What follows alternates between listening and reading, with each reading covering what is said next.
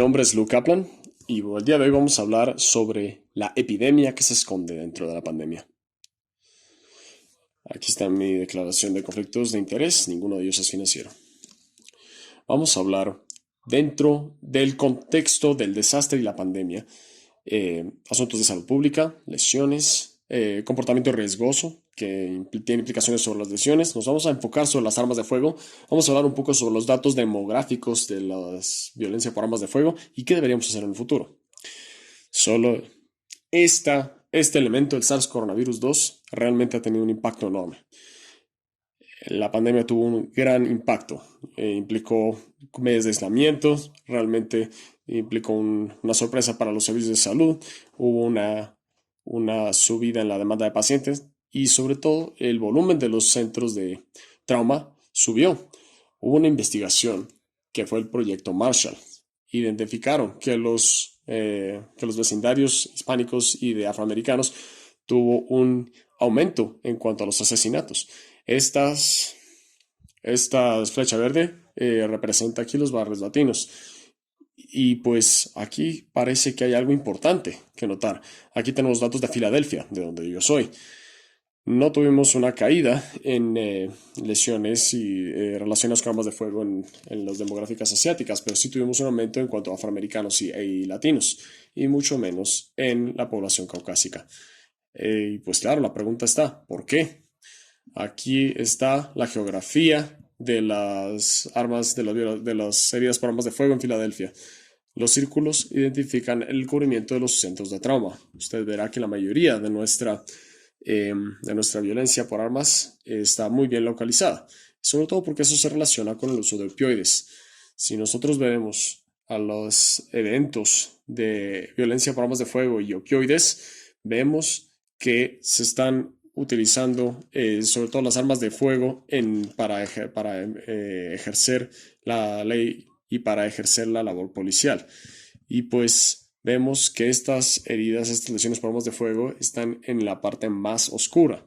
Y aquí en el gráfico del inferior derecho, donde tenemos la mayor concentración, pues la mayoría de los grupos étnicos aquí son sobre todo de origen puertorriqueño.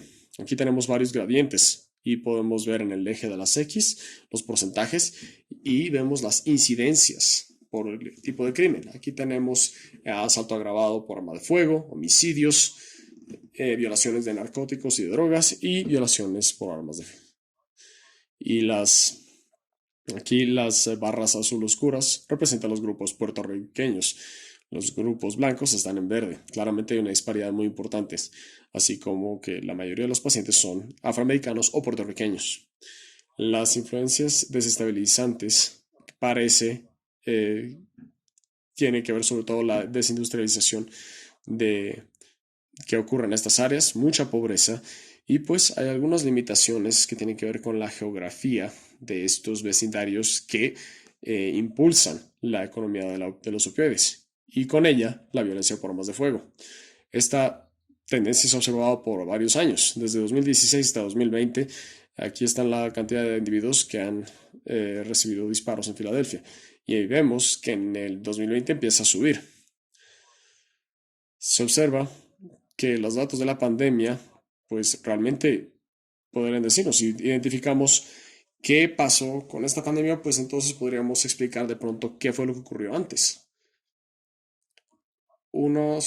Otro de las exacerbaciones de este estado es que en lugar de ser transportados por servicios médicos, ha aumentado mucho el transporte por parte de la policía. Solo veamos los datos de 2012 y 2018. Los pacientes que llegaban en transporte de la policía era 17%, un aumento muy importante hacia el 2018. El aumento de armas de violencia por armas de fuego muestra algo muy parecido. Muestra una subida, tal vez no tan marcada. Y de hecho, sabemos que de hecho mejoran mucho porque la policía llega antes. Ahora, el comportamiento realmente está impulsado por varios factores. No sabemos mucho al principio de la pandemia. No teníamos ninguna cura, no teníamos vacuna y igual que ahora tenemos muchísima desinformación. La salud pública mandó la cuarentena y pues su aislamiento, pero realmente no tuvimos suficientes recursos para manejarnos. No tenemos suficientes ventiladores no invasivos y ciertamente en la terapéutica teníamos mucha escasez. Entonces el comportamiento mostró una subida en la toma de riesgos. Perdimos algunas eh, de nuestras normas sociales y también normas políticas. Todo esto estuvo enmarcado en un contexto de muchas protestas y de conflictos con la policía. Ciertamente un tema muy álgido en los Estados Unidos. Pues las personas se quedaron en el hogar y por ello la conducción era más riesgosa. Vemos aquí que las personas involucradas en accidentes de tránsito muestran realmente un aumento en la incidencia muy importante. Cuando nos fijamos a los datos de 2020 en líneas sólidas comparados con 2019 en líneas puntuadas, si nos fijamos en julio, agosto y septiembre, el primer percentil hasta el percentil 99 en términos de violaciones de velocidad, en todas las ubicaciones hubo aumentos en la velocidad. De hecho, 100 millas por hora, o sea, 160.9 kilómetros por hora, eh, pues estas, eh, estas multas subieron por más de 100%. Y de hecho, la patrulla de California, de hecho, detectó que había un aumento de 15.000 eh, multas por conducir a más de esa velocidad. Y de hecho, los accidentes fatales subieron hasta por 24%. Por supuesto, esto nos recuerda en la película The Cannonball Run. A lo mejor no la conocen, a lo mejor no. Pero eh, la velocidad máxima de 55 millas fue totalmente omitida. Esa, aquí tenemos la ruta identificada. Es entre Nueva York y California. Tiene más o menos 2.800 millas. Y se demora un buen tiempo en hacerlos. Y esta tal Cannonball Run, vemos que ocurrió entre el 2013 y el 2020, solo vemos cuánto cambió la velocidad. Pero desde diciembre de 2019 hasta abril y a mayo, mire lo que está ocurriendo. Las horas se han reducido para estas carreras y la velocidad ha aumentado considerablemente. Ciertamente las personas tienen que manejar más lento. Por supuesto, las sustancias están también relacionadas con esto antes y después de la pandemia. Vemos aquí en las filas oscurecidas, vemos que el uso de sustancias ilegales subió casi en 2/3. Y pues en categorías múltiples subió un poquito y por al menos una categoría vemos que también subió. Ciertamente esto habla de nuestro mal comportamiento. Los opioides también llevan a sobredosis, otro comportamiento de alto riesgo. Vemos aquí el fentanil en naranja, vemos el comienzo de la pandemia, vemos que el uso de otras drogas, heroína, opioides, todo lo que entra dentro de la sobredosis, realmente no se compara. Y si miramos esta misma información, aquí en negro tenemos las personas de 24 años y menores. Realmente son los jóvenes los que más se están arriesgando en este tipo de comportamientos. Ahora fijémonos en las lesiones que nos llegan a los centros de trauma. Aquí estamos viendo a los contactos de trauma por día. De manera que esto ocurre más o menos cuando empieza la pandemia. Y aquí empieza a subir mientras suben los casos de COVID-19. La línea roja representa las lesiones deliberadas o intencionales y en azul las no intencionales. Cuando nos fijamos en las lesiones por el mecanismo, vemos que los traumas cerrados bajan, un poco de aumento en las heridas penetrantes, pero no es particularmente importante y no parece que está muy relacionado con la tendencia de los casos de COVID. Cuando vemos el volumen de los departamentos de emergencia, vemos el volumen total de los departamentos de emergencia que baja. Y eso fue porque el cuidado fue limitado en esa época. Y en esta línea verde-azul realmente nos da una idea de todo el volumen de departamentos de emergencia por trauma. Cuando nos fijamos en las lesiones intencionales que están aquí representadas en verde y la no intencional en azul, claramente la violencia intencional empieza a subir comparado con lo que vemos en la emergencia, aquí en rojo. Entonces nos preguntamos, ¿Esto tal vez tiene que ver algo con el 2020 o solamente es una aberración? Entonces, si nos fijamos en todos los años anteriores, de 2015 a 2020, el 2020 está en morado y vemos que 20% de los casos de trauma están aquí expresados como una función del volumen de la emergencia. Y vemos aquí declaración de emergencia, el primer caso de COVID y el aislamiento. No parece que es una gran diferencia aquí en este gráfico, pero cuando nos fijamos a las lesiones intencionales, pues ahí el 2020 sí empieza a resaltar, se parece al 2017, pero esto solo es el comienzo de la pandemia.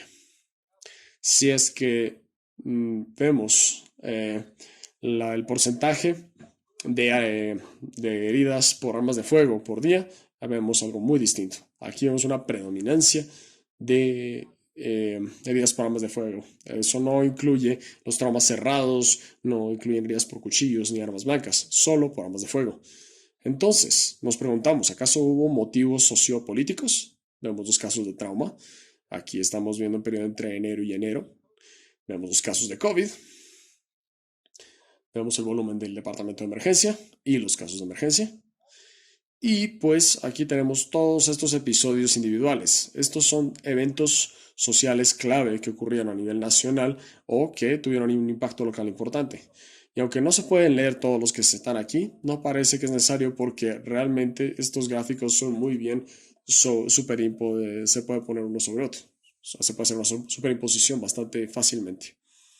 Ahora, si nos fijamos en los casos de trauma por día y hacemos un mapa de todos los años individualmente, en el morado tenemos al 2020. Y si los agregamos, si los sacamos un promedio, el 2020 sube todavía más. Y cuando hacemos lo mismo para las armas de fuego, es muy distinto para el 2020. Y lo mismo ocurre con las colisiones por vehículos motorizados. Por supuesto, también volvamos a eso de la economía de opioides y fijémonos en algunas disparidades raciales. En 2020 tenemos aquí a las heridas por armas de fuego en pacientes afroamericanos y comparados con el mismo dato, pero en accidentes de automóvil. Tenemos dos gráficos que pueden corresponderles, pero no hay ninguna tendencia tan marcada como la de el aumento en violencia para afroamericanos. Y tenían además con politrauma. Estamos viendo cómo el costo sube por la herida politraumática, por la lesión politraumática. Tenemos un costo anual de $1.000 millones. Y vemos aquí qué tipo de lesiones llevan a mayor estadía en el hospital versus visitas solamente a la emergencia. Ahora, el impacto. Y además vimos que muchas personas tenían lesiones menores, pero fueron disparos. Entonces las trataron y se fueron. Entonces ahora son supervivientes de violencia por armas de fuego. Eso tiene un alto impacto sobre las familias y sobre la comunidad. Este es un problema muy difícil que no hemos realmente atacado de forma robusta.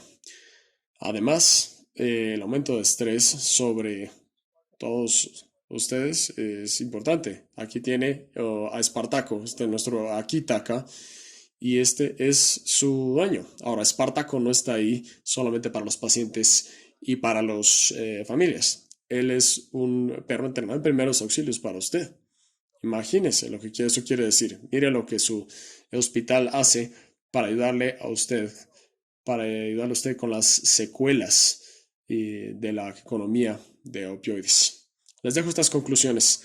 Las medidas de salud pública parece que tienen algunas consecuencias no intencionales. Además, hay un aumento en el comportamiento riesgoso que tiene que ver con el aislamiento. También tenemos un deber de planear y desarrollar estrategias de mitigación para que podamos salvar las vidas de las personas, pero además debemos salvarnos unos a otros. No deberíamos olvidarnos a medida que nos dedicamos para evitar la falla de los rescates para los pacientes. Dicho eso, muchas gracias, ha sido un placer y espero verlos en persona prontamente.